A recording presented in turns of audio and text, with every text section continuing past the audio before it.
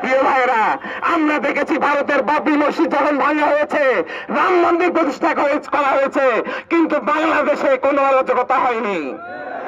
আমরা দেখি ভারতের মতো দেশে মাত্র গরুর গোশত বহন করার কারণে অসংখ্য ভাইদেরকে জীবন দিতে হয়, কিন্তু আমাদের এই দেশে জুলাই পরবর্তী সময়ে কোনো অরাজকতার খুব একটা সৃষ্টি হয়নি, কিন্তু তারপরে আবারও সেই পরিস্থিতি সৃষ্টি করা হচ্ছে। প্রিয় ভাইরা, এই পর্যায়ে আমাদের উদ্দেশ্যে বক্তব্য রাখার জন্য অনুরোধ করছি রংপুর জেলা দক্ষিণ শাখার সংগ্রামী সভাপতি আমাদের শ্রদ্ধাভাজন দায়িত্বশীল প্রিয় ভাই মেহেদী হাসান ভাই।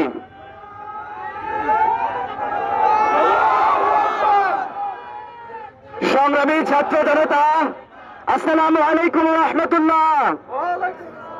আপনারা দেখতে পাচ্ছেন আজকে বাংলাদেশ ইসলামী ছাত্র শিবির রংপুর মহানগর আয়োজনে বিশাল বিক্ষোভ সমাবেশে উপস্থিত সকল ছাত্র জনতাকে সালাম জানাচ্ছি, আসসালামু আলাইকুম ওয়া রাহমাতুল্লাহ। আমরা এই বাংলাদেশ ইসলামী ছাত্র শিবির বাংলাদেশের প্রত্যেকটা ইস্যুতে কার্যকর ভূমিকা পালন করেছিল।